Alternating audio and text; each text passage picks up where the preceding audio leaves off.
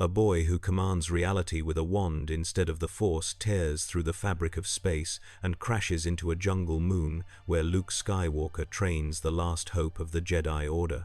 His magic does not obey the ancient laws of this galaxy, and the moment he ignites power that bends the world without drawing from light or darkness, the Emperor feels it across the stars. Palpatine has spent decades hunting threats to his resurrection, but this is something new. Something that cannot be predicted or corrupted by Sith sorcery alone. As Harry struggles to reconcile spells with surrender and wandcraft with belief, the dark side closes in, whispering that he was always meant to be a weapon. Can a boy raised on prophecy finally reject destiny in a galaxy built upon it, or will the Emperor claim the one power even the Force cannot contain? The moon Ajun Kloss hung silent in the outer rim, its verdant canopy untouched by war, its rivers murmuring beneath trees older than the Republic itself.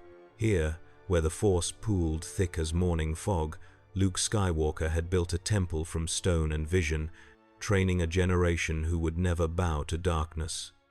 The air tasted of rain and possibility, but tonight the jungle held its breath. Something was coming that did not belong to this galaxy, carried on a wind that smelled of ash and desperate magic, and the Force itself recoiled as reality tore open above the southern ridge. The boy fell through fire. Harry Potter did not scream as the vortex spat him out 30 feet above the canopy. He had no breath left for screaming. The spell had been meant to shield, to protect, to turn back the curse Voldemort had flung at Hermione in the crumbling remains of the Department of Mysteries. But the Dark Lord's magic had collided with his protego in a way neither wand nor wizard could predict, and the world had simply shattered. One moment, stone and spell light. The next, a howling between space that smelled of ozone and oblivion. Harry plummeted through alien branches, his wand clutched white-knuckled in his right hand, his glasses spinning away into darkness. He struck the jungle floor with enough force to drive the air from his lungs. For a long moment, he lay still. The earth beneath him was wrong, too warm, too alive. He could feel it breathing. His scar burned with a heat that had nothing to do with Voldemort, and when he dragged himself to his knees, the world swam in unfocused shapes and colors he had never seen. His ribs screamed, his wand hand trembled. But the Hollywood was intact, and that single fact anchored him against the terror rising in his throat. He was not in the Department of Mysteries. He was not in London. He was not, he suspected with dawning horror, anywhere on Earth at all. Harry fumbled for his glasses, found them impossibly unbroken 3 feet away, and shoved them onto his face.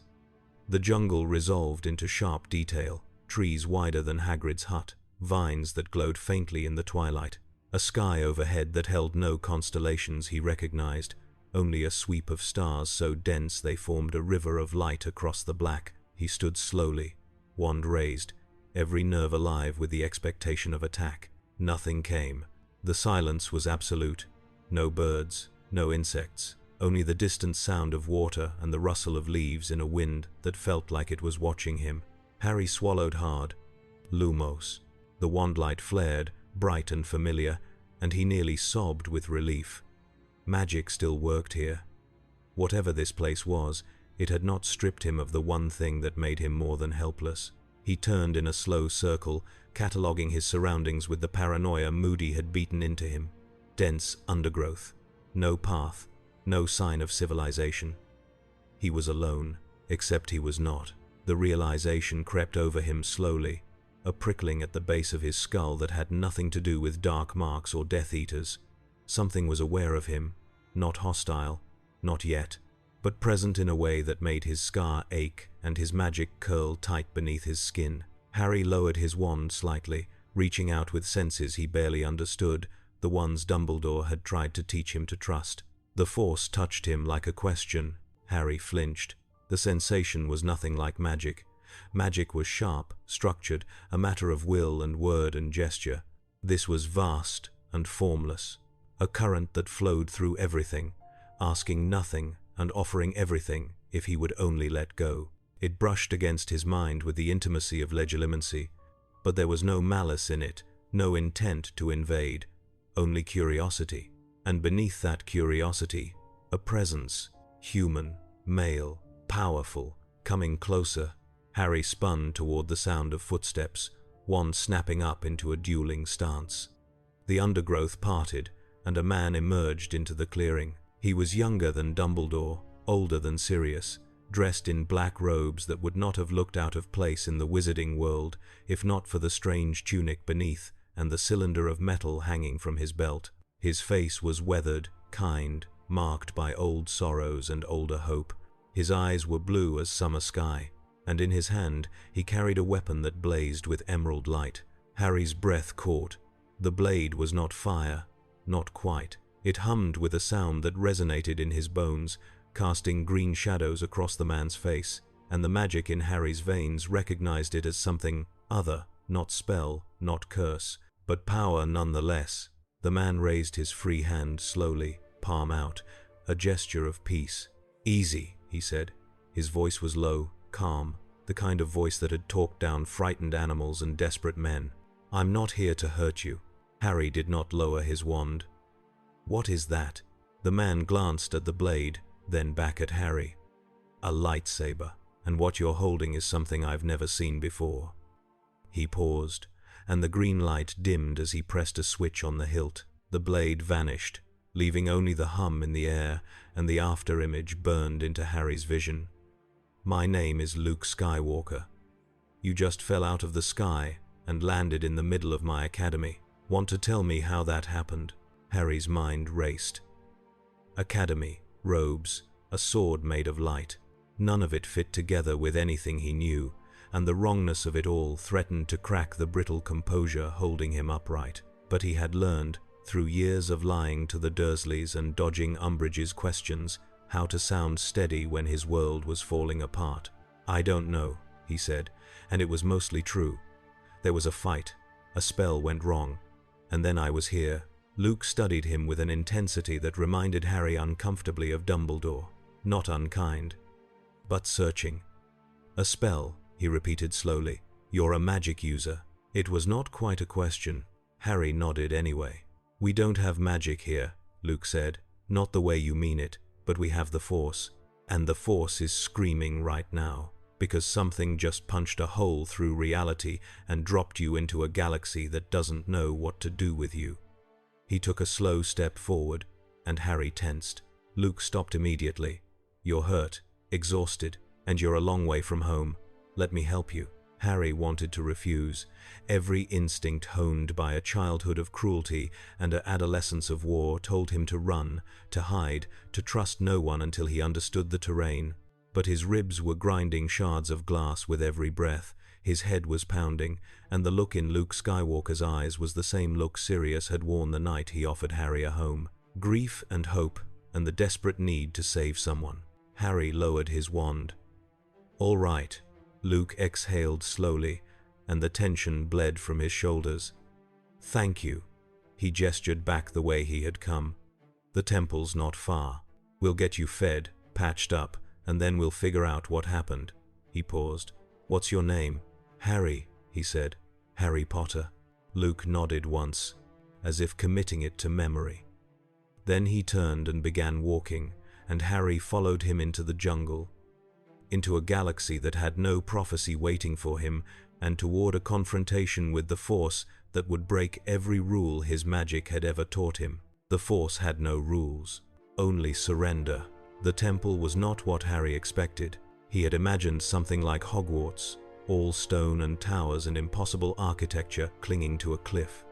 Instead, Luke led him to a structure that seemed to grow from the jungle itself. The walls were smooth grey stone, ancient and weathered, carved with symbols that shifted in the corner of Harry's vision. The roof was open to the sky in places, letting starlight pool on the floor in silver puddles. It was small, intimate, a place built for teaching, not grandeur. Luke guided him to a low room lined with sleeping mats and simple furniture. He gestured for Harry to sit, then knelt beside a metal chest and withdrew a scanner that looked like nothing Harry had ever seen.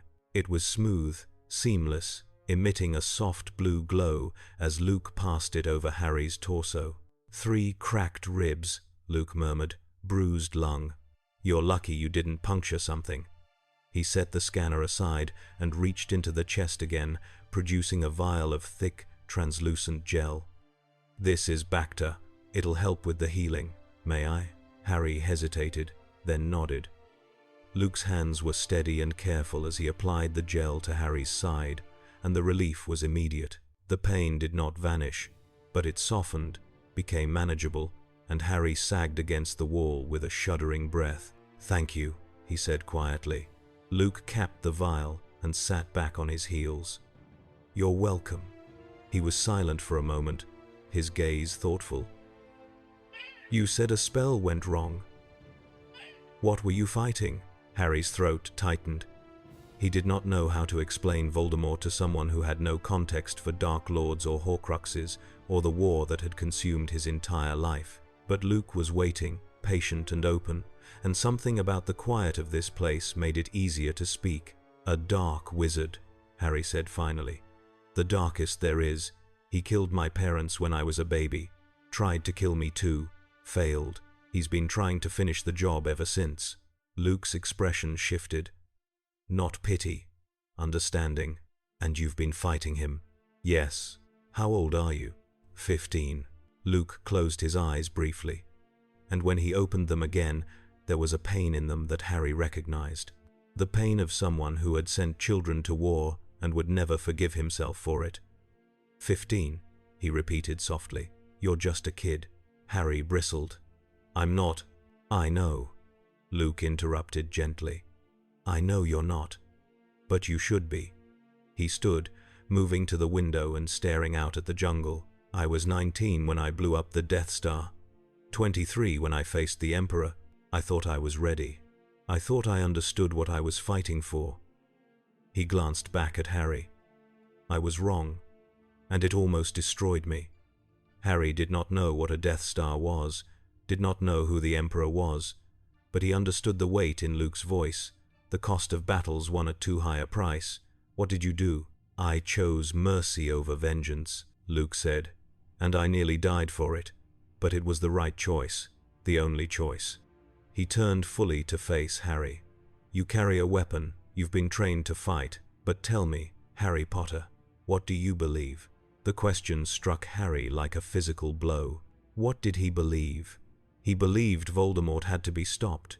He believed his friends deserved to be safe. He believed he would die before he let another person he loved be taken from him. But those were not beliefs. Those were reactions, reflexes honed by trauma and loss. He opened his mouth to answer, and found he had no words. Luke nodded slowly, as if Harry's silence confirmed something. "That's all right. Most people never think to ask themselves that question. But if you're going to stay here, even for a little while, you'll need to answer it. Because the Force doesn't care about your intentions, it only cares about what you choose." Harry frowned. "The Force, you keep saying that. What is it?" Luke smiled faintly. "It's everything. The energy that flows through all living things, binding the galaxy together. Some people call it destiny. Some call it religion. I call it truth." He moved back to Harry, crouching so they were eye level. "Your magic and the Force are not the same, but they're not entirely different either. Both require will, both require focus. The difference is that magic seems to impose your will on the world. The Force asks you to surrender to it." Harry shook his head. "That sounds like giving up control."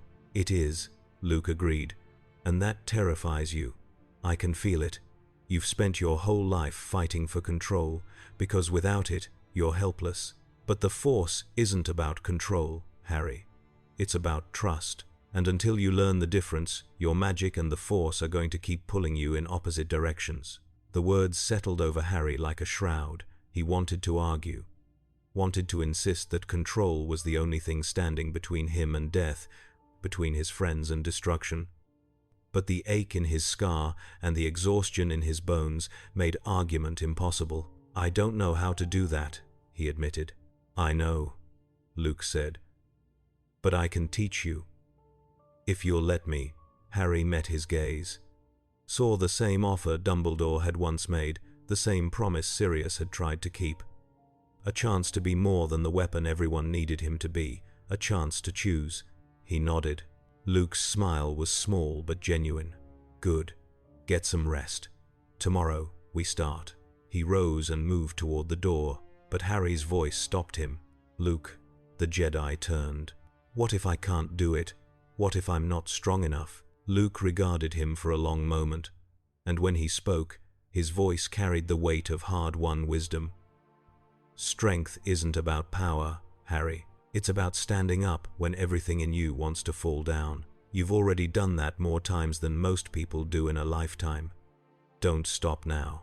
He left, and Harry was alone with the starlight and the hum of a galaxy that had no prophecy waiting for him. But prophecy, he would learn, had a way of finding you anyway. Harry woke to birdsong and the smell of something cooking. For a single disoriented moment, he thought he was at the burrow, and Molly Weasley was making breakfast in the kitchen below. Then memory crashed back. The spell, the fall, the man with the lightsaber. He sat up too quickly, and his ribs protested with a dull ache that was mercifully less than the night before. The Bacta had worked. He dressed in the clean robe someone had left folded beside his mat, simple and practical, then followed the smell of food through narrow corridors lit by strips of luminescent material set into the walls. The temple was larger than it had seemed last night, a warren of meditation chambers and training halls that spiraled around a central courtyard open to the sky. In the courtyard, a dozen figures moved through forms that looked like a cross between martial arts and a dance, their movements synchronized and fluid.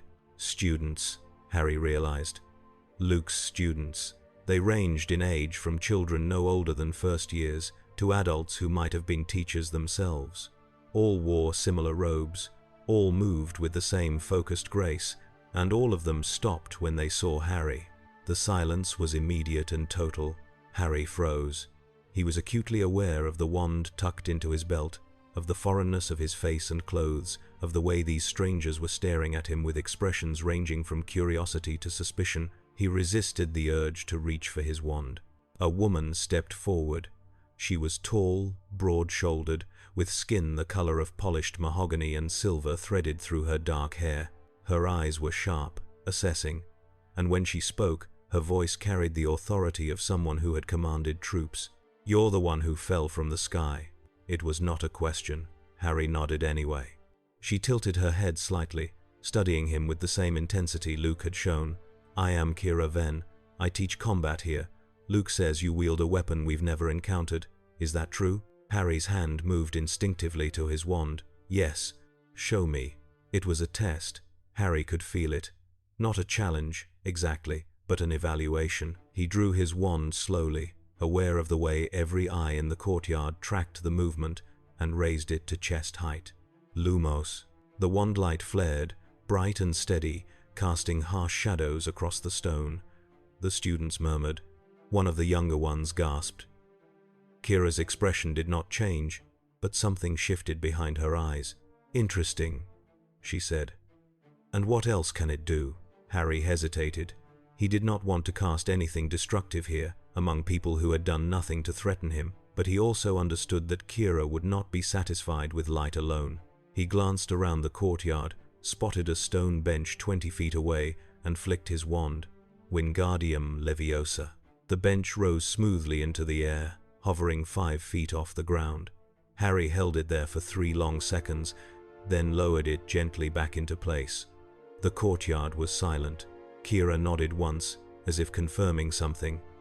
"You impose your will on the physical world without touching it. Without the Force. That should be impossible." "It's magic," Harry said quietly. "Where I come from, it's normal." "Where you come from," Kira repeated. She glanced past Harry, and he turned to see Luke emerging from one of the corridors, 2 steaming bowls in his hands. Luke crossed the courtyard and handed one to Harry.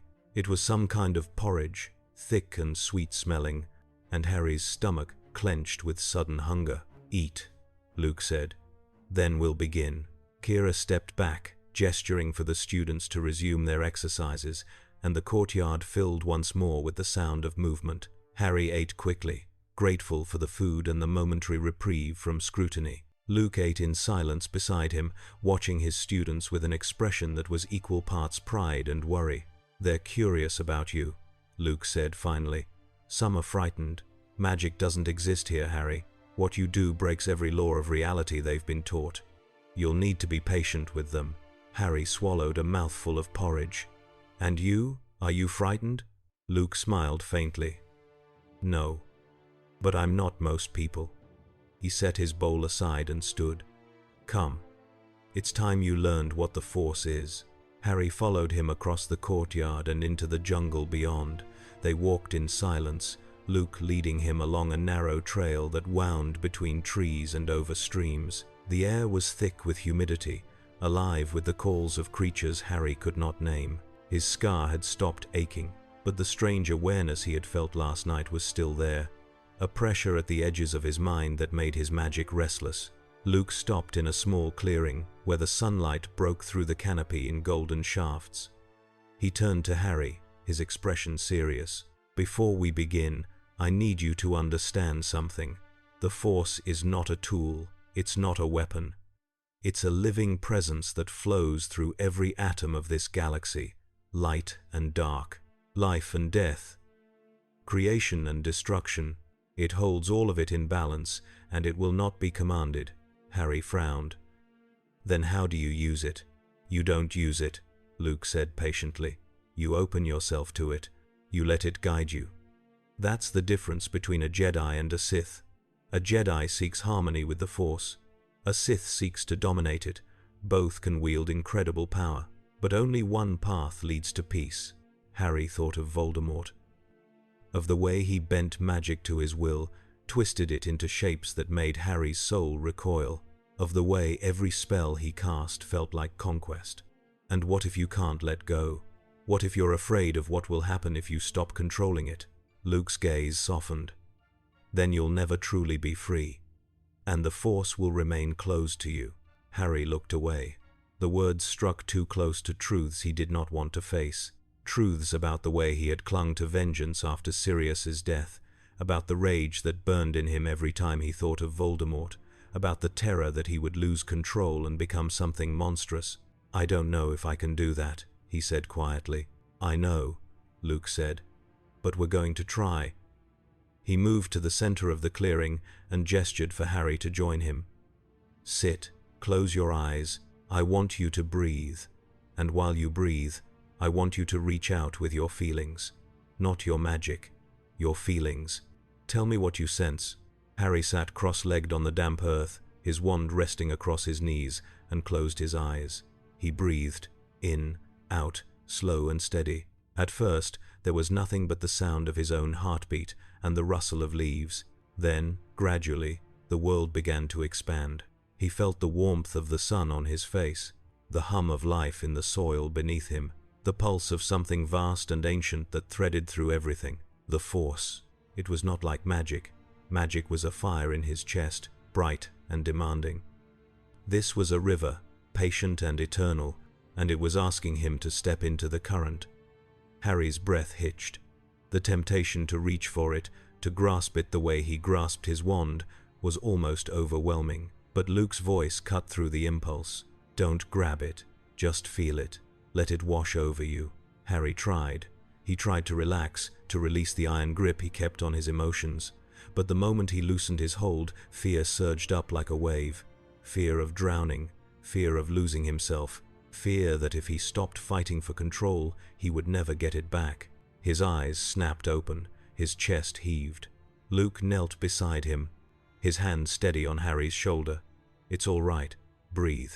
Harry shook his head. I can't do it." "You can," Luke said firmly. "But not today. This is the first step, Harry. Learning to sit with the fear instead of running from it. We'll do this every day until it becomes easier." Harry wanted to argue, wanted to insist that he did not have time for incremental progress, that Voldemort was still out there, that every moment he spent here was a moment his friends faced danger alone. But he also knew that arguing would change nothing. He nodded. Luke helped him to his feet, and they walked back to the temple in silence. But the pressure at the edges of Harry's mind had grown stronger, and his scar was beginning to ache again. Something was wrong. 3 days passed in a rhythm of training and frustration. Harry woke with the dawn, ate sparingly, and spent his mornings meditating with Luke in the clearing. Every session was the same. Luke would guide him to the edge of the Force, and Harry would flinch away from it, unable to relinquish the control that had kept him alive for so long. In the afternoons, Kira drilled him in combat forms that relied on instinct rather than spellcraft, and he learned quickly that the muscle memory he had built in dueling club was worse than useless here. Magic was about precision. The Force, Luke insisted, was about flow. Harry was not good at flow. His evenings were spent with the other students, listening to their conversations about worlds he had never heard of, about wars that had ended before he was born, about a conflict between light and dark that felt achingly familiar. They were kind to him, these strangers, curious, but there was a distance between them that Harry could not cross, a fundamental difference in the way they understood reality. They had been raised to believe the Force was sacred. Harry had been raised to believe magic was a weapon. On the 4th morning, Harry woke before dawn with his scar burning and his magic screaming in his veins. He knew this sensation, had felt it before in Grimmauld Place and the Department of Mysteries, and every time Voldemort's emotions had bled through the connection they shared. But Voldemort was galaxies away, trapped in a reality Harry could no longer reach. This was something else. He dressed quickly and slipped through the temple, following the pull of wrongness to the courtyard. Luke was already there, standing at the center of the space with his eyes closed and his face turned to the sky. He looked troubled. Harry approached slowly. "You feel it too." Luke's eyes opened. "Yes, a disturbance in the Force. Something dark, something powerful." He glanced at Harry. "And it's growing stronger." Harry's hand moved to his wand. "What is it?" "I don't know," Luke admitted. "But I've felt this kind of presence before. The last time I felt it, the Emperor was still alive." He paused, and his expression hardened. "I thought we'd destroyed the Sith. I was wrong." The word Sith meant nothing to Harry, but the weight in Luke's voice told him everything he needed to know. Dark wizards, users of the dark side. Whatever they were called here, they were the same as Voldemort. "What do we do?" Harry asked. Luke was silent for a long moment, and when he spoke, his voice was grim. "We prepare. If the dark side is rising again, it will come for us. It always does." Harry nodded, but the ache in his scar was spreading now, crawling down his spine and into his chest, and he knew with terrible certainty that Luke was right. The dark side was coming, and it was coming for him. The vision took him 2 nights later. Harry was meditating in the clearing, attempting once again to open himself to the Force. Luke knelt opposite him, guiding him through the breathing patterns they had practiced a dozen times. The jungle was quiet. The stars overhead were brilliant. And then, without warning, the world tilted. Harry's consciousness slammed out of his body and into somewhere else. He was standing in a throne room carved from black stone. The air reeked of ozone and decay. Ahead of him, seated in a chair that seemed to drink the light from the room, was a figure cloaked in shadow. The figure's face was hidden, but Harry could feel the weight of its attention like a physical pressure. It was ancient, malevolent, and it was smiling. "So," the figure rasped, its voice like bones grinding together. "The disturbance in the Force has a face." Harry tried to speak, tried to move. He was paralyzed. The figure leaned forward, and the shadows parted just enough for Harry to see eyes the color of sulfur. "A boy who wields power without the Force. Fascinating and foolish. Did you think you could hide from me, child? Did you think your presence would go unnoticed?" Harry's scar exploded with pain. The figure laughed, a wet, choking sound. "You carry a mark, a connection to something dark. How delightful. You are a weapon waiting to be claimed." "No," Harry gasped. The word ripped from his throat, and with it came a surge of magic so violent it shattered the vision like glass. He lurched back into his body with a scream. Luke caught him before he could collapse, his hands steady and strong. Harry, look at me." Harry's vision swam. His scar was on fire, and he could still feel the pressure of those sulfur eyes boring into him. "He saw me," he choked out. "He knows I'm here." Luke's face went pale. Who? Who saw you?" "I don't know," Harry said. "But he's powerful, dark, and he's coming." Luke helped him to his feet, and together they stumbled back to the temple. By the time they reached the courtyard, Kira and a dozen students were waiting, their faces tense with alarm. They had felt it too. The ripple Harry's magic had sent through the Force. Kira stepped forward. "What happened?" Luke glanced at Harry, then back at Kira. He was seen. By someone who knows how to look through the Force. He paused. "We need to prepare for an attack. Now." Kira's jaw tightened, but she nodded and began issuing orders. The students scattered, moving with the efficiency of people who had trained for this moment, even if they had hoped it would never come. Luke guided Harry to a low bench and sat beside him. "Tell me everything you saw," he said quietly. Harry recounted the vision in halting sentences. The throne room, the figure, the sulfur eyes, and the voice that promised terrible things. Luke listened without interruption, his expression growing darker with every detail. "Palpatine," he said finally. Harry frowned. "Who?" "The Emperor," Luke said. "The Sith Lord who ruled the galaxy before the rebellion destroyed him. I killed him, watched him die. But Sith have a way of surviving death." He met Harry's gaze. "If he's returned, if he's sensed you, then we're in more danger than I thought. Palpatine doesn't seek power for its own sake. He seeks control. And you, Harry, are something he cannot control. That makes you a threat. And he eliminates threats." Harry's stomach turned to ice. "He called me a weapon." "You are," Luke said bluntly, "whether you want to be or not. Your magic is unlike anything this galaxy has seen. If Palpatine can claim you, corrupt you, he'll use you to tear down everything we've built. If he can't, he'll destroy you." Harry stood abruptly, pacing the length of the courtyard. His mind was racing. He had escaped one Dark Lord only to land in the path of another. It was not fair. It was not right. But fairness had never mattered when it came to him. "Then what do I do?" he demanded. Luke stood as well, crossing to him and gripping his shoulders. "You learn, you train, and you decide what you believe in. Because when Palpatine comes, and he will come, the only thing that will keep you alive is knowing who you are."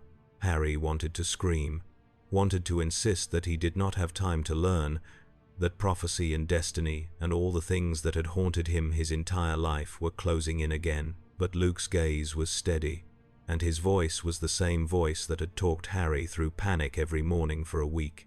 "I don't know who I am," Harry admitted. Luke's grip tightened. "Then it's time you figured it out." The temple shuddered. The ground beneath them buckled, and a roar split the air.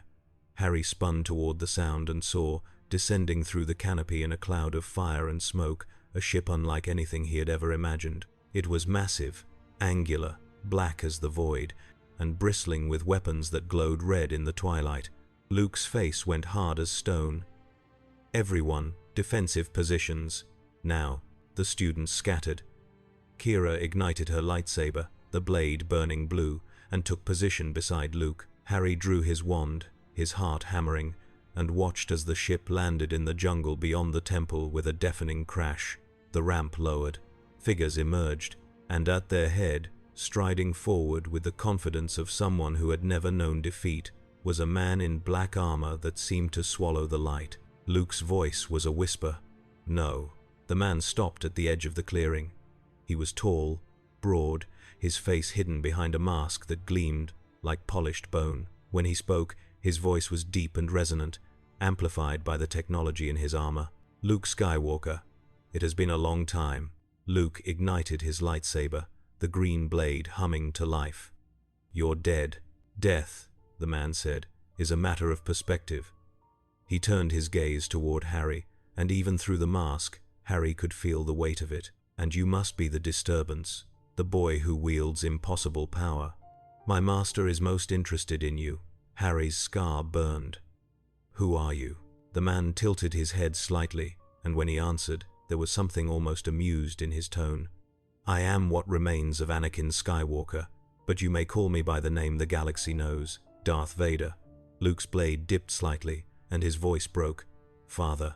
Vader's silence was answer enough, and Harry understood, with dawning horror, that the war he had fallen into was not just between light and dark, it was between family.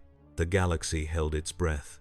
Vader stood in the clearing, flanked by stormtroopers whose armor gleamed white in the fading light, and the Force itself seemed to recoil from his presence. Harry could feel it. The wrongness that radiated from the man in black, a void where life should have been. But beneath the void, there was something else.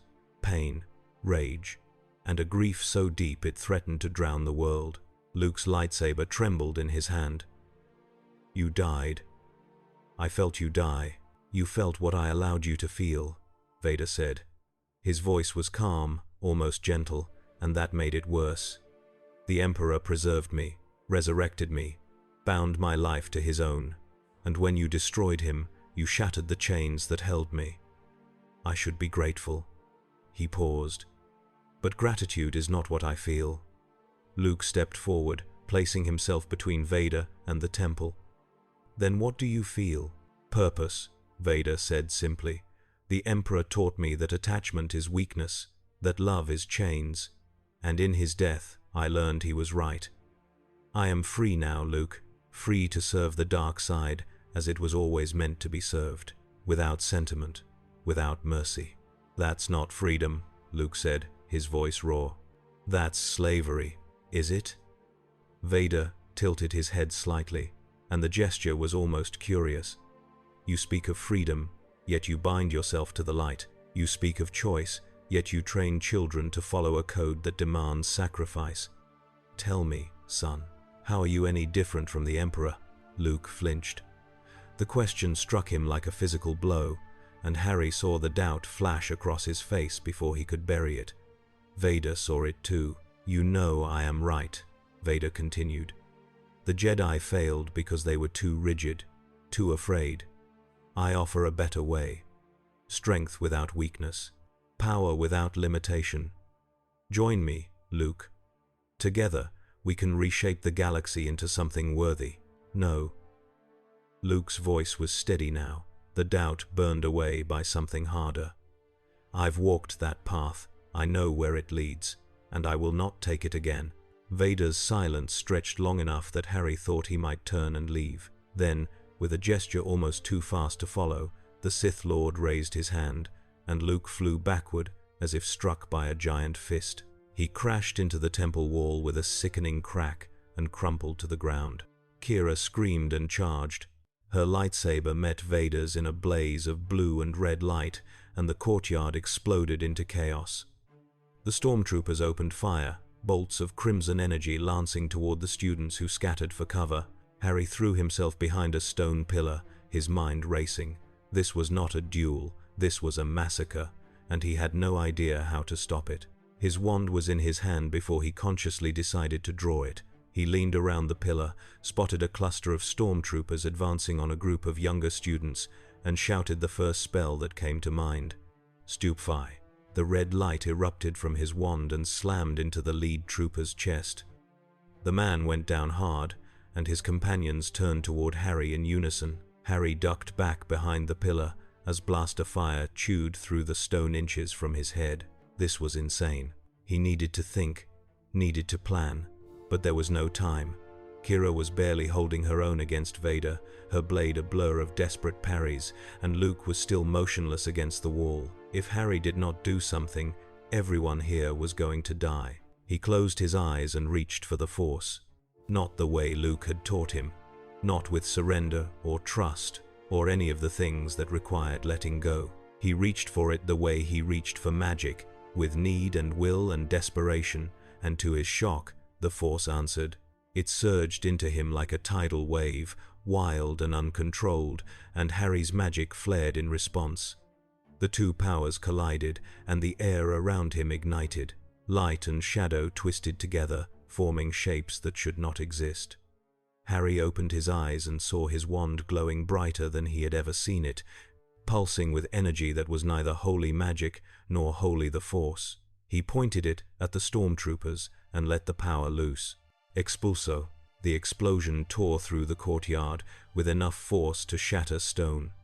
The stormtroopers were hurled backward, their armor cracking, and the nearest wall of the temple groaned and collapsed. Harry staggered, his vision swimming, and distantly he heard Vader speak. Impressive. Kira's lightsaber clattered to the ground. Vader had her by the throat, lifting her effortlessly into the air. His mask turned toward Harry, and the weight of his attention was suffocating. Such power, Vader said. Such potential, and such fear. He released Kira, letting her fall gasping to the stone, and began walking toward Harry. You do not belong to the Force. You bend it to your will as a Sith would, yet you lack the discipline. The Emperor was right to be interested in you. Harry raised his wand, but his hand was shaking so badly he could barely hold it. Stay back. Vader stopped 10 feet away. Or what? You will destroy me with your impossible magic.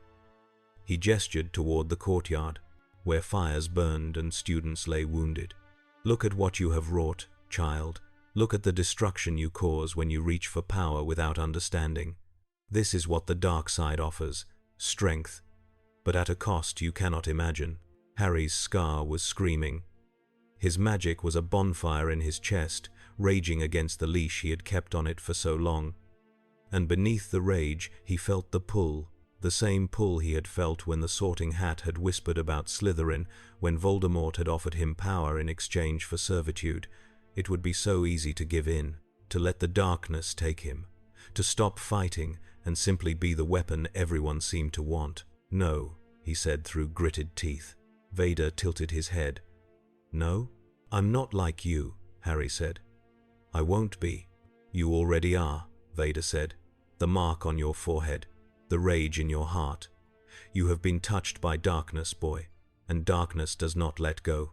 Harry wanted to deny it, wanted to insist that he was nothing like this monster in black armor. But the truth was sharp and undeniable. He did carry rage, did carry the stain of Voldemort's soul in his scar. And every time he reached for power, he felt the temptation to take more, to go further, to stop holding back. Vader sensed his hesitation. Come with me. Let me teach you what the Jedi will not. How to embrace what you are without shame. How to wield your power without fear. Harry's wand dipped, and then Luke's voice cut through the haze. Harry, don't. Harry turned. Luke was on his feet, blood streaming from a cut above his eye, his lightsaber reignited. He looked half dead, but his gaze was steady, and when he spoke, his voice carried the weight of someone who had stood exactly where Harry stood now. He's lying, Luke said. The dark side doesn't offer freedom. It offers chains disguised as strength. I know. I've felt them, and if you go with him, you will lose everything that makes you who you are. Vader's hand moved toward his lightsaber. Do not interfere, son. You're not my father, Luke said. Not anymore. My father died to save me. You're just what's left. Vader's silence was deafening, and then, with a sound like worlds breaking, he ignited his blade. The duel was brief and brutal. Luke met Vader's assault with everything he had, his green blade a streak of light against the red, but he was injured, exhausted, and Vader was relentless.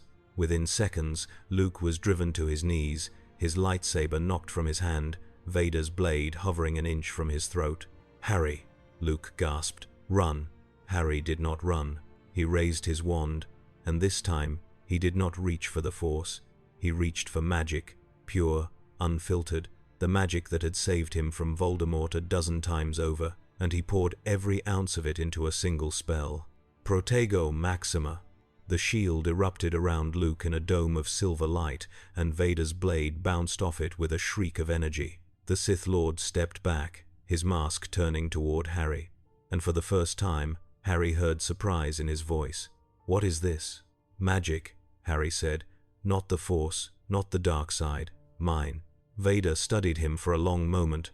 Then, slowly, he deactivated his lightsaber. Interesting. You have made your choice then, Harry nodded, though his hands were shaking so hard he could barely keep his wand raised. Vader turned and began walking back toward his ship. The stormtroopers fell into formation behind him. At the ramp, he paused and glanced back. "We will meet again, Harry Potter, and when we do, you will not refuse me." The ship lifted into the sky, its engines roaring, and vanished into the stars. Harry's legs gave out. He collapsed beside Luke, his wand clattering to the stone, and for a long time, neither of them spoke. Around them, the temple burned, and the students who had survived began the work of tending the wounded. Finally, Luke turned to him. "Thank you." Harry shook his head. "Don't. I didn't do this to save you. I did it because I was terrified." "I know," Luke said, "but you did it anyway." "That's what courage is, Harry. Acting in spite of the fear." Harry did not feel courageous. He felt hollow. But he also felt something else, a clarity he had not known before. Vader had offered him power, and he had refused, not because it was the right thing to do, but because he had seen what that power cost, and he was not willing to pay it, not yet. The days that followed were a blur of grief and rebuilding. 4 students had died in the attack.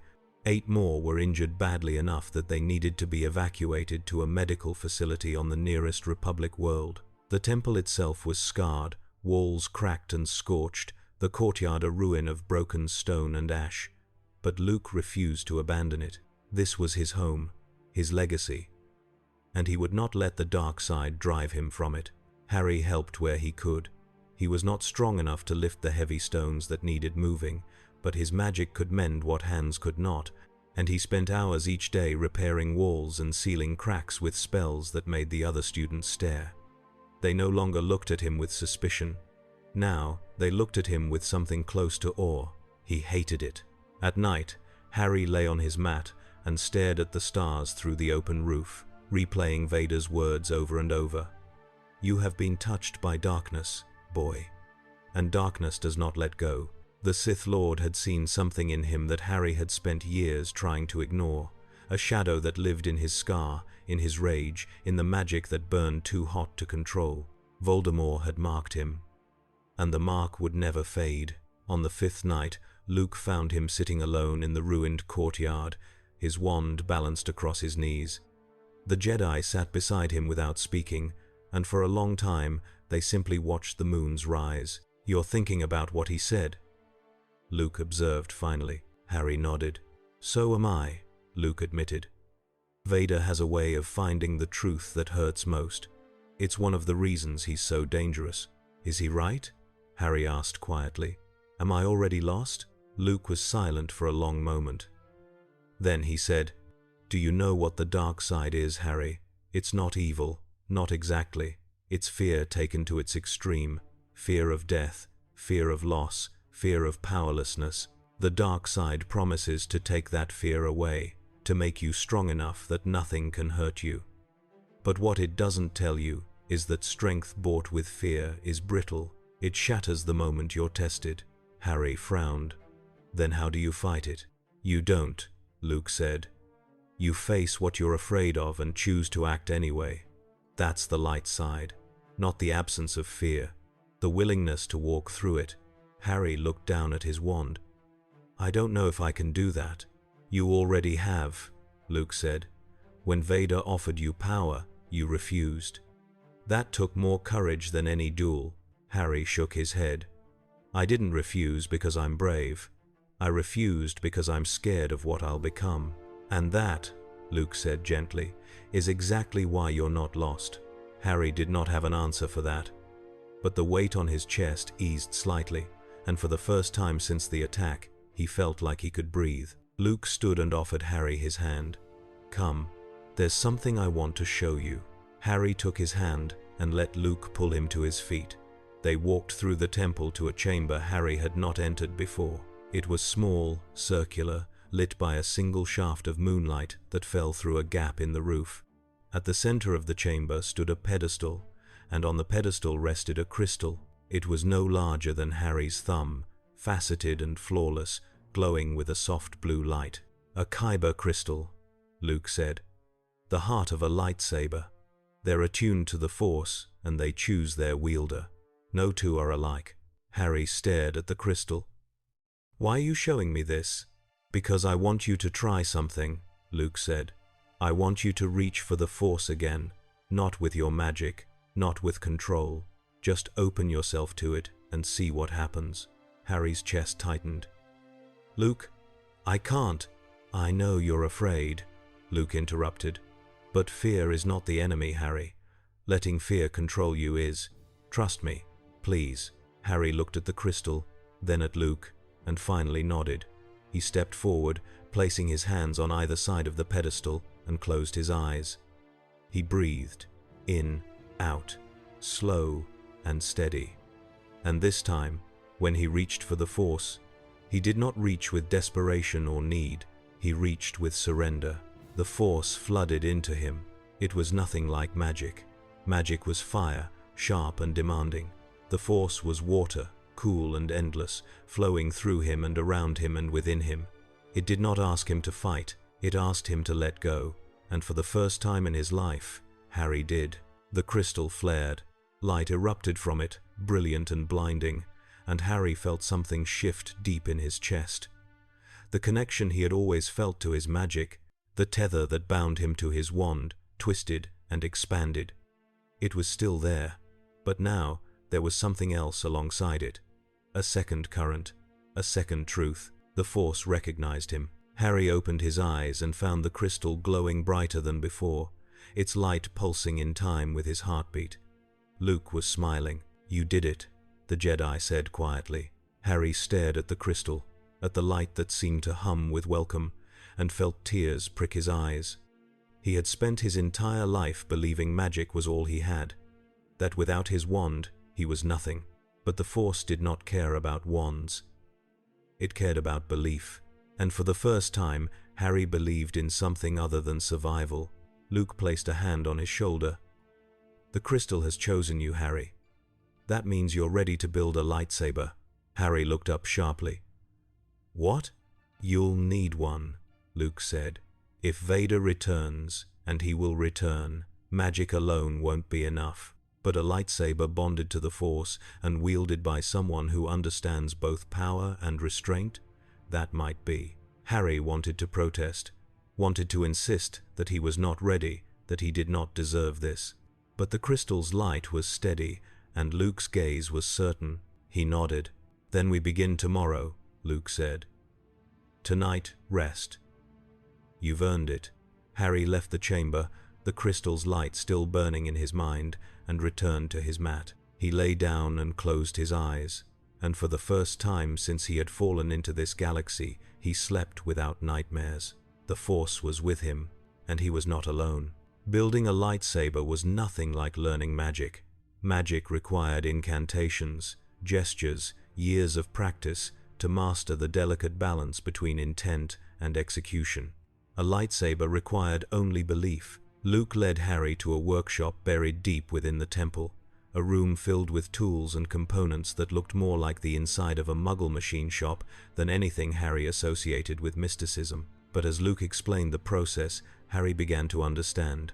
"A lightsaber is a reflection of the person who builds it," Luke said, laying out pieces of metal and crystal on a low table. "The hilt, the focusing lens, the power cell, every component must be attuned to the Force and to you. If you rush, if you let doubt cloud your intentions, the blade will fail. Or worse, it will reflect that doubt back at you." Harry picked up the kyber crystal, feeling its warmth against his palm. "What if I make a mistake? Then you start over," Luke said simply. "This isn't a test, Harry. It's a meditation. Let the Force guide your hands, and trust that you'll know what to do." Harry nodded and set to work. The first day, he assembled the hilt. It was slow, painstaking work, each piece fitting together with a precision that reminded him of Hermione's careful potion-making. But where Hermione relied on logic and instruction, Harry had to rely on instinct. The Force whispered suggestions, guiding his hands to the right components, and by the time the sun set, he had something that resembled a weapon. The second day, he aligned the crystal. This was harder. The crystal had to be placed within the hilt at the exact angle required to focus the plasma blade, and there was no margin for error. Harry meditated for hours, holding the crystal in his mind, letting the Force show him the path. When he finally slotted it into place, the hilt hummed with a sound that resonated in his bones. The third day, he activated it for the first time. Luke stood across the workshop, watching as Harry held the hilt in a trembling hand. "Remember," Luke said, "a lightsaber is not just a weapon. It's a promise. To use power wisely, to defend those who cannot defend themselves, to stand between the darkness and the light." Harry thumbed the activation switch. The blade ignited with a snap hiss that sent a thrill down his spine. It was blue, the color of open sky, and it burned with a clarity that made his magic feel clumsy by comparison. Harry stared at it, transfixed, and Luke smiled. "It's beautiful," the Jedi said. Harry nodded, unable to speak. The blade felt right in a way his wand never had. His wand was a tool, an extension of his will. The lightsaber was something else. A partner. A promise. He deactivated it and clipped it to his belt. And when he looked up, Luke was watching him with an expression that was equal parts pride and sorrow. "What?" Harry asked. "Nothing," Luke said. "Just remembering the first time I built mine. I thought I was ready for anything." He paused. "I was wrong. But I learned, and so will you."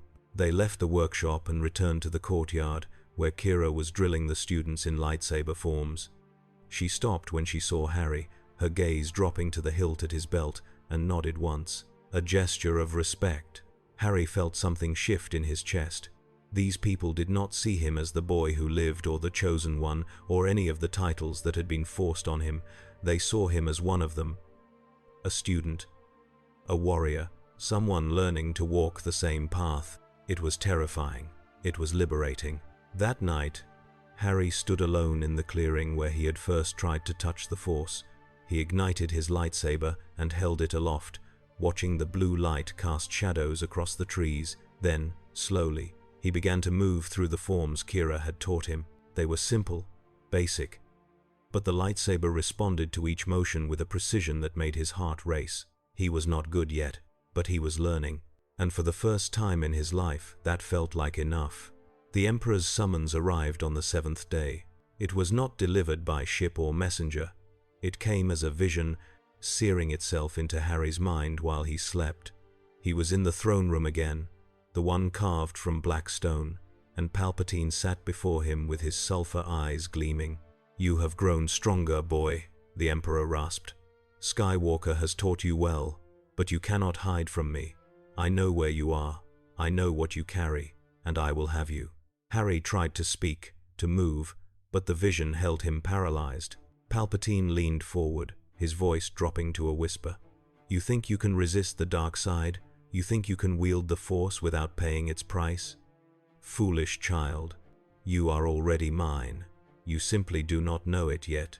The vision shattered. Harry woke gasping, his scar on fire, and found Luke kneeling beside him. The Jedi's face was grim. "He's coming," Luke said. "Palpatine, he knows where we are." Harry sat up, his hands shaking. "How?" "Through you," Luke said. "The mark on your forehead. It's a connection, Harry, just like the one I shared with my father. Palpatine can use it to track you, to influence you, and if we don't sever it, he'll use you to destroy everything we've built." Harry's blood ran cold. "How do we sever it?" Luke hesitated. "I don't know. I've never seen anything like it, but there might be someone who does." He paused. "We need to go to Arch 2. There's a library there, ancient texts about the Force. If there's an answer, it will be there." Harry nodded, though the thought of leaving the temple filled him with dread. This place had become a refuge, a home, and abandoning it felt like surrender. But Luke was already moving, issuing orders to Kira and the remaining students. They would stay behind to defend the temple. Luke and Harry would travel alone. Within the hour, they were boarding a small ship docked at the edge of the jungle. It was sleek, efficient, and Harry could not shake the feeling that he was running away. Luke seemed to sense his thoughts. "This isn't cowardice, Harry. It's strategy. Palpatine wants you. If we stay, he'll come here and kill everyone in his path to reach you. If we lead him away, we give the others a chance to survive." Harry knew Luke was right. But the guilt still gnawed at him as the ship lifted into the sky and the temple disappeared below. They traveled in silence, the stars stretching into lines as they jumped to hyperspace.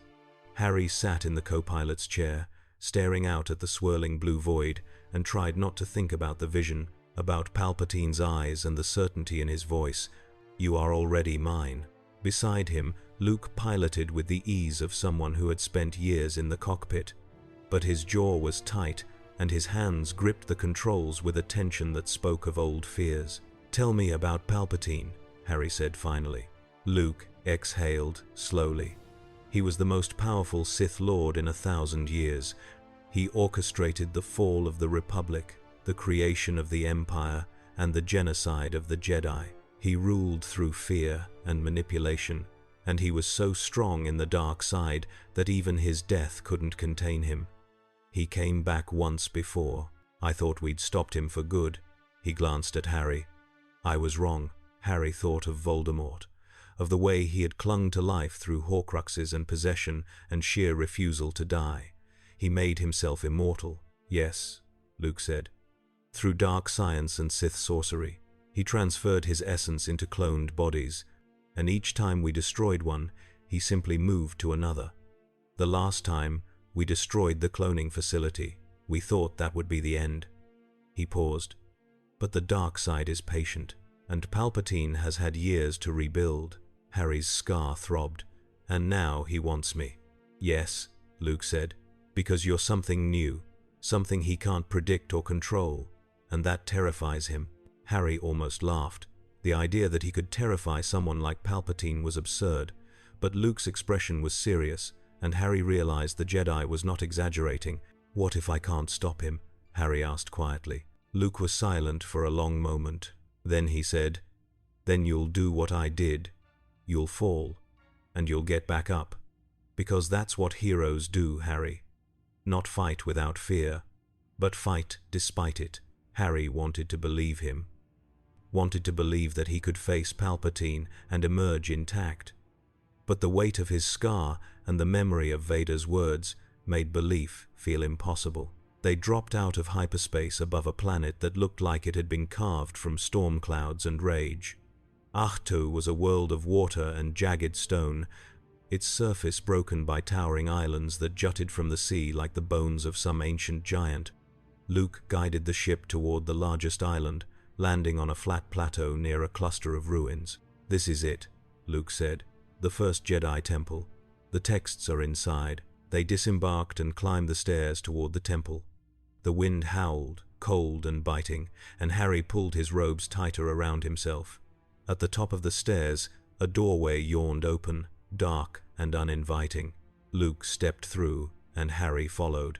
The interior was vast, lit by cracks in the ceiling that let in slivers of grey light. The walls were covered in carvings, symbols that shifted and changed as Harry looked at them. And at the far end of the chamber, arranged on stone shelves, were books, dozens of them, ancient, crumbling, their pages filled with knowledge that predated the Republic itself. Luke approached the shelves reverently, running his fingers over the spines. "These are the sacred Jedi texts. Everything the Order knew about the Force, the light, the dark. If there's a way to sever your connection to Palpatine, it will be here." Harry stepped forward, drawn by a book that seemed to glow faintly in the dim light. He reached for it, and the moment his fingers touched the cover, the world tilted. He was no longer in the temple. He was standing in a field of ash. The sky above him was red, boiling with clouds that moved like living things. And in the distance, walking toward him across the desolation, was a figure cloaked in black. "Palpatine." "So," the Emperor said, his voice echoing across the wasteland, "you seek to break my hold." How predictable, how futile. Harry's hand moved to his lightsaber, but it was not there. He was unarmed, helpless. Palpatine stopped 10 feet away, his sulfur eyes burning. "You cannot escape me, boy. I am woven into your very soul. The mark on your forehead is a brand, and it binds you to the dark side as surely as any chain. You will come to me, and you will serve." "No," Harry said. Palpatine smiled. We shall see. The vision shattered, and Harry found himself on his knees in the temple, gasping for breath. Luke was beside him, his hand on Harry's shoulder. What did you see? Luke demanded. Him, Harry choked out. Palpatine. He's in my head. Luke's face went pale. Then we have less time than I thought. He pulled Harry to his feet and began searching the shelves with frantic urgency. Harry stumbled to a wall and leaned against it, his vision swimming. The scar on his forehead was burning hotter than ever, and he could feel Palpatine's presence pressing against his mind. The Emperor was coming, and Harry was running out of time. Luke worked through the night. He pulled book after book from the shelves, scanning pages by the light of a handheld torch, his expression growing darker with every passing hour. Harry sat against the wall, fighting to keep Palpatine's presence at bay. It was like holding back a tide. Every time he pushed the Emperor out, the pressure redoubled, and his scar blazed with pain that made him want to scream. Finally, as dawn broke grey and cold over Arch 2, Luke turned to him with a book in his hands. His face was drawn, exhausted, but there was a spark of hope in his eyes. I found it, he said. Harry looked up. Found what? A ritual, Luke said. An ancient technique used by the first Jedi to sever Force bonds. It's dangerous. It requires both participants to open themselves completely to the Force, to trust it to cut away the connection. And if it goes wrong, it could kill you. Harry's stomach clenched. What are the chances it works? Luke hesitated. I don't know. The text is incomplete, but it's the only option we have. Harry pushed himself to his feet. His legs trembled, but he forced himself steady. Then we do it. Luke studied him for a long moment. Then he nodded and led Harry to the center of the temple. He knelt and gestured for Harry to do the same. They faced each other, close enough that Harry could see the worry etched into every line of Luke's face. Listen carefully, Luke said. I'm going to guide you into a deep meditation. When we're both fully immersed in the Force, I'll reach for the bond. The moment I touch it, you'll feel pain. You need to let that pain flow through you without resisting. If you fight it, the bond will tighten, and we'll lose our chance. Harry swallowed hard. I understand. Good, Luke said. He placed his hands on Harry's shoulders. Close your eyes, breathe, and trust me. Harry obeyed. The meditation began slowly, Luke's voice a steady anchor guiding him deeper into the Force. At first, there was only the familiar current, cool and vast. But as Harry sank further, he felt something else. A thread, dark and pulsing. It wound through his mind like a parasite, and the moment his awareness touched it, the thread flared. Pain exploded behind his eyes. Harry gasped, his body convulsing, but Luke's hands held him steady. Don't fight it, Luke said urgently. Let it go. Harry tried. He tried to release the pain, to let it wash over him without clinging to it. But every instinct screamed at him to resist, to hold on, to not let the darkness take any more than it already had.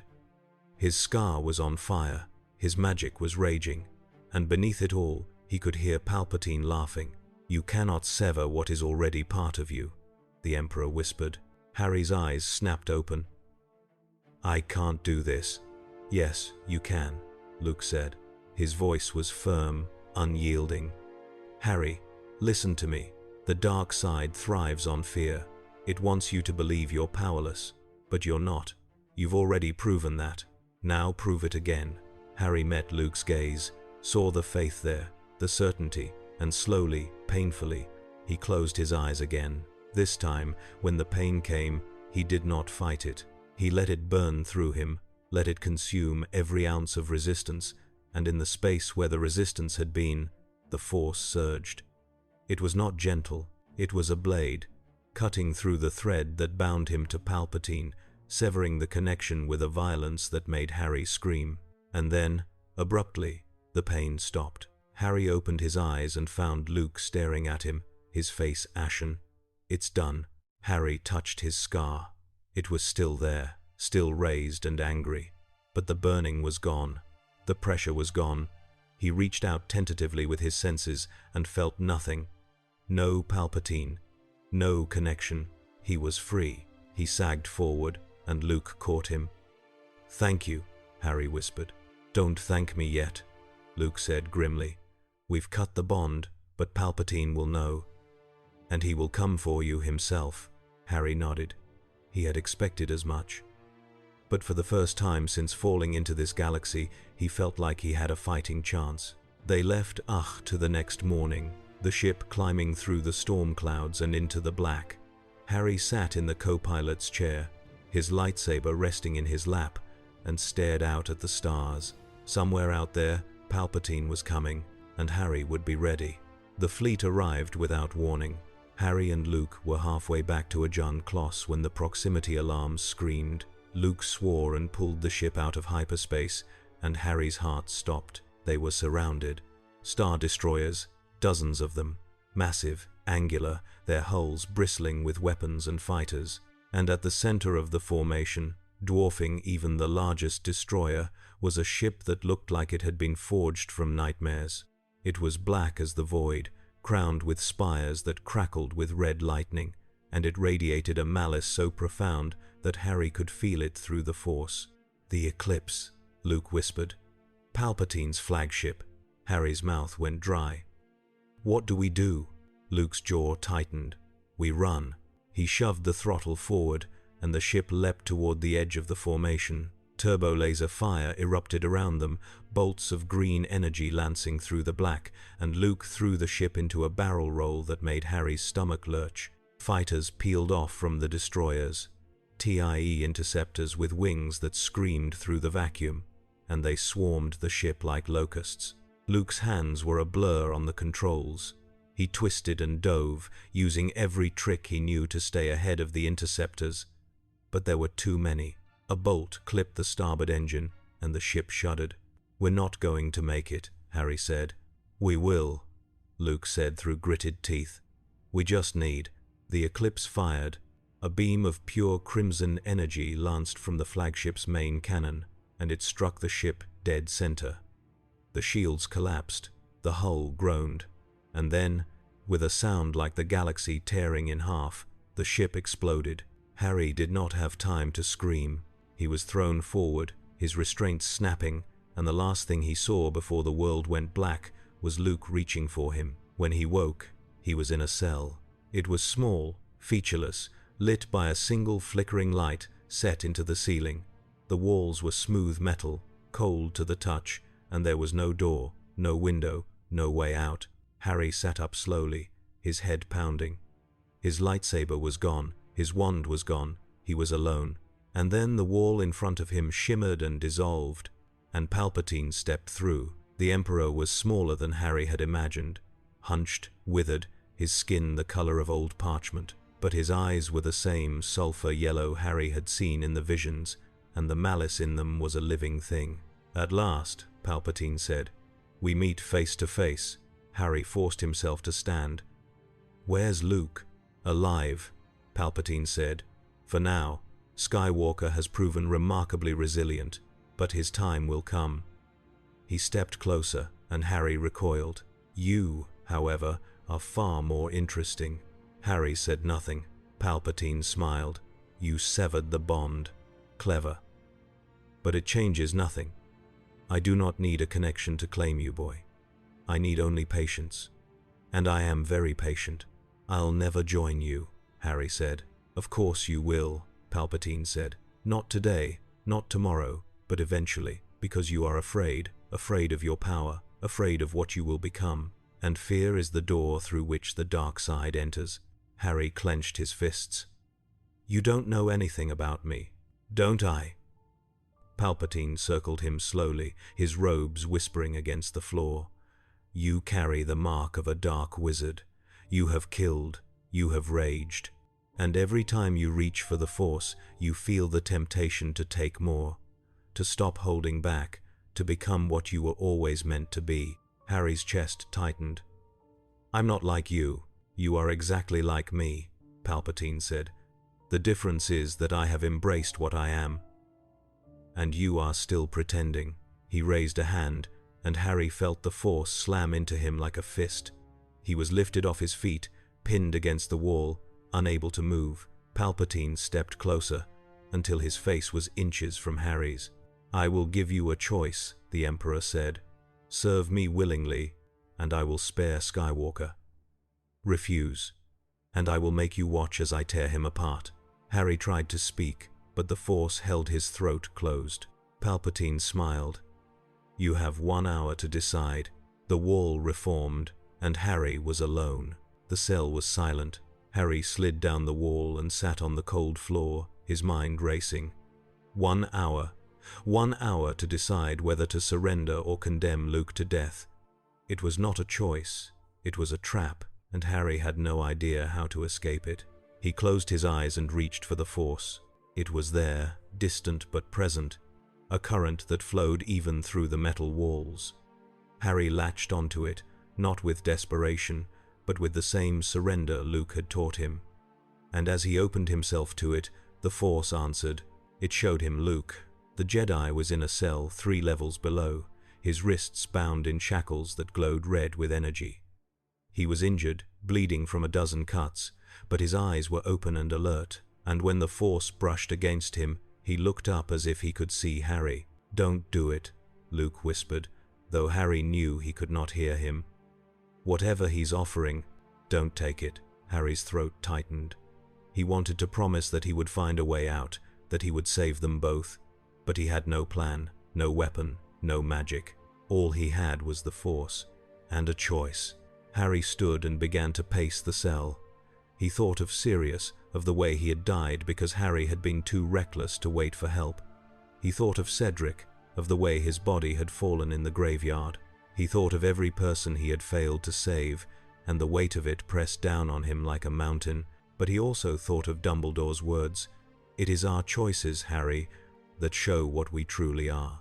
Harry stopped pacing. He had spent his entire life believing he was powerless. That destiny controlled him. That prophecy dictated his path. But Luke had shown him something different. That power was not about control, it was about choice. And no matter how impossible the situation, there was always a choice. Harry sat cross-legged on the floor and closed his eyes. He reached for the Force again, deeper this time, and instead of searching for Luke, he searched for himself, for the core of who he was beneath the fear and the rage and the weight of expectation. And in that core, he found something unexpected: peace, not the absence of fear, but the acceptance of it, the willingness to walk through it and emerge on the other side. Harry opened his eyes and felt the Force settle around him like a cloak. He stood and faced the wall, and when Palpatine returned, Harry was ready. The Emperor stepped through the shimmering barrier, his expression expectant. "Have you made your choice?" "Yes," Harry said. Palpatine smiled. "And?" Harry met his gaze. "I choose neither." The Emperor's smile faltered. "I won't serve you," Harry continued. "And I won't let you kill Luke. You said the Force can't be commanded. You were right, but it can be trusted, and I trust it to find a way." Palpatine's expression darkened.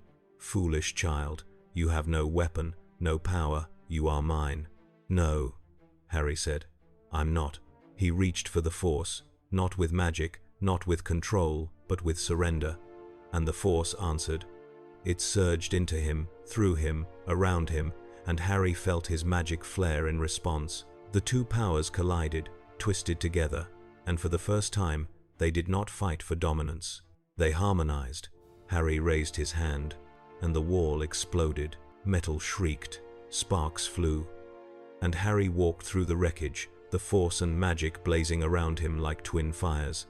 Palpatine staggered back, his eyes wide with shock. "Impossible!" the Emperor hissed. Harry did not answer.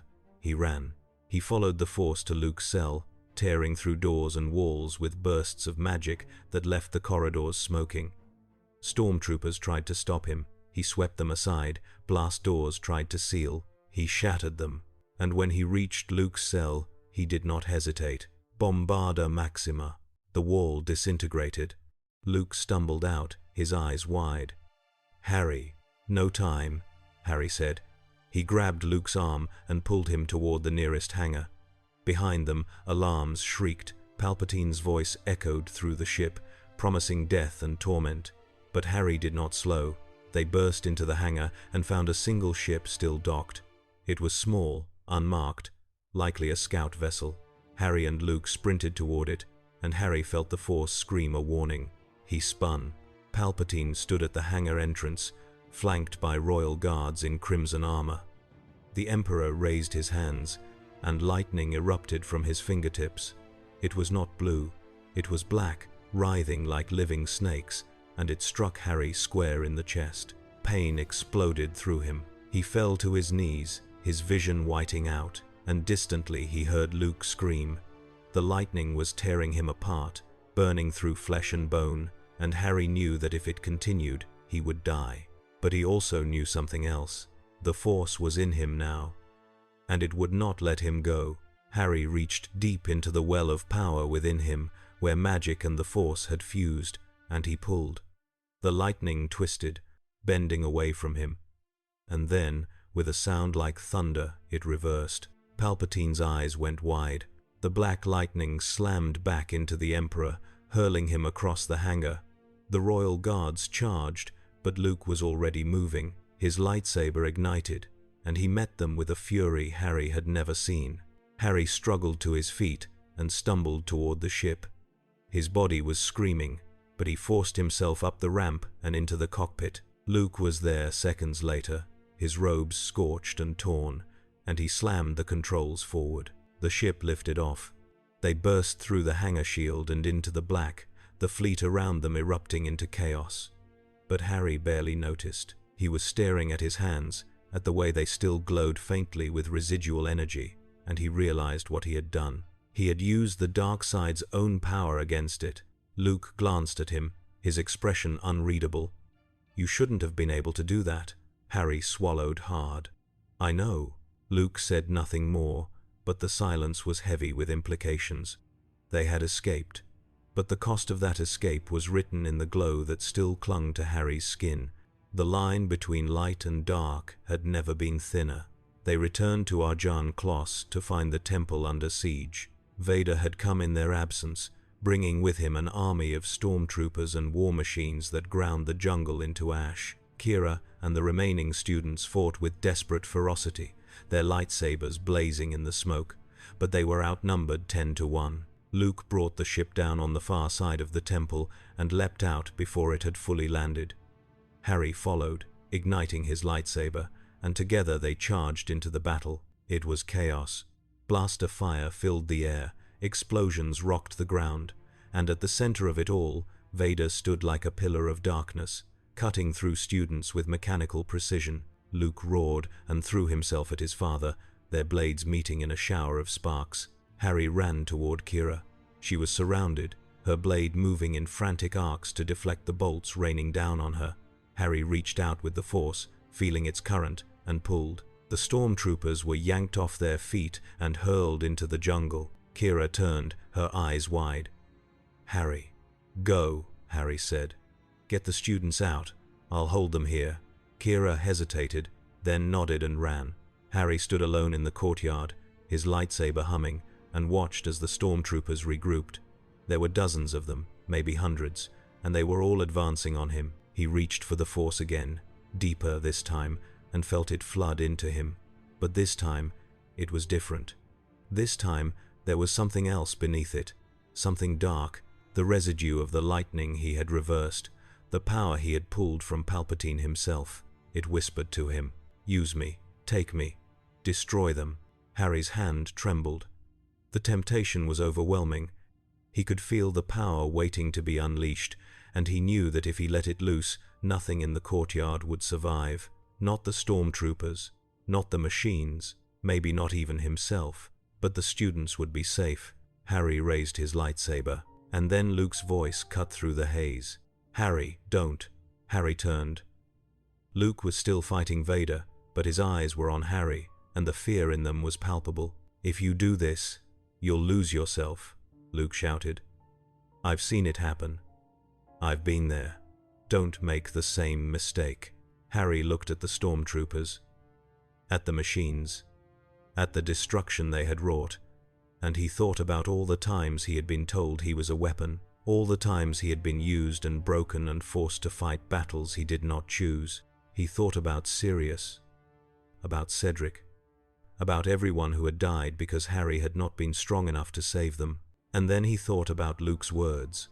Strength isn't about power, it's about standing up when everything in you wants to fall down. Harry lowered his lightsaber.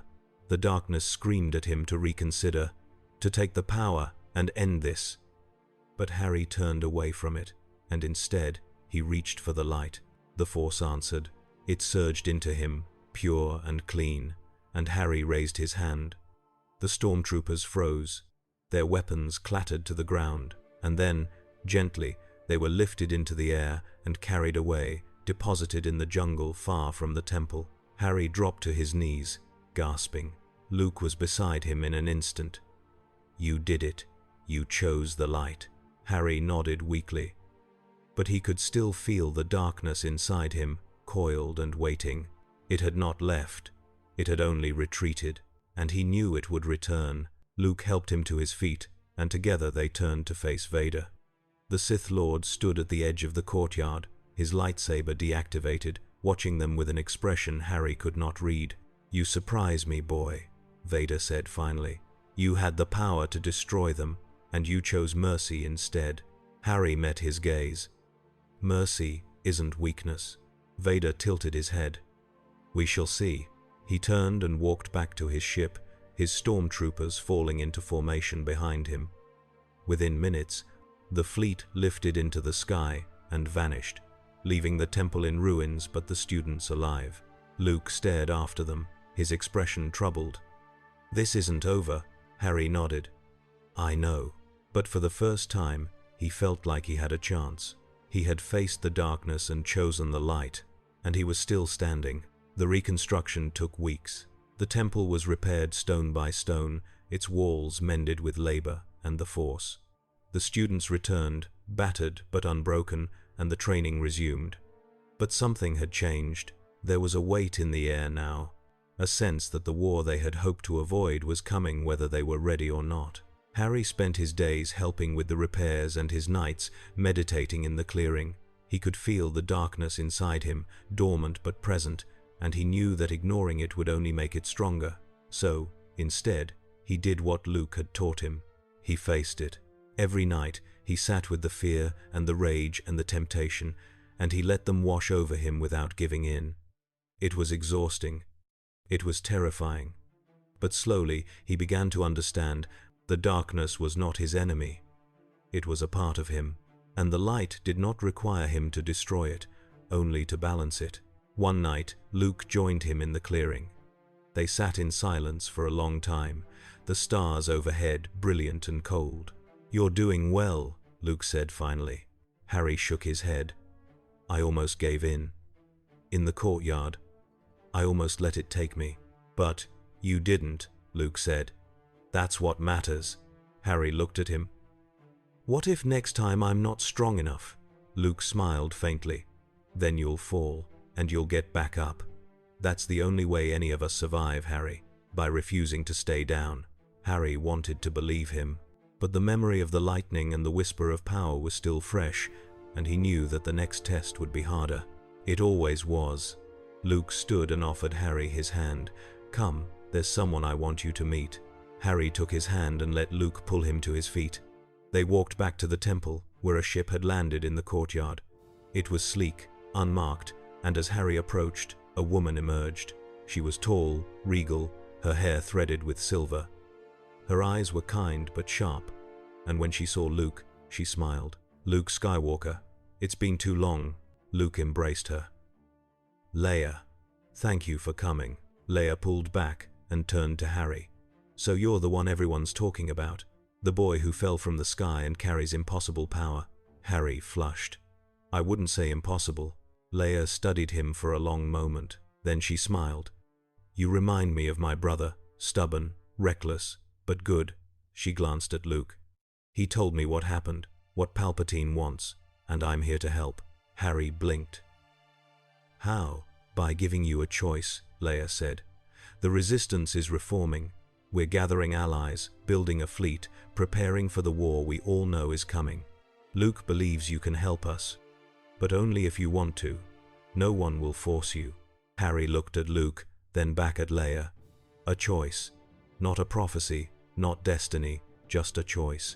He thought about the students, about Kira and Luke and everyone who had risked their lives to protect him. He thought about Hermione and Ron, lost somewhere in another galaxy, and the promise he had made to himself that he would never stop fighting. "I'll help," Harry said. Leia nodded. "Good. Then we have work to do." She turned and walked back to the ship, and Harry followed, Luke at his side. As they climbed the ramp, Harry glanced back at the temple one last time. It had been a refuge, a home, a place where he had learned to trust himself, but it was time to leave. The galaxy was waiting, and Harry Potter, the boy who fell from the sky, was ready to meet it.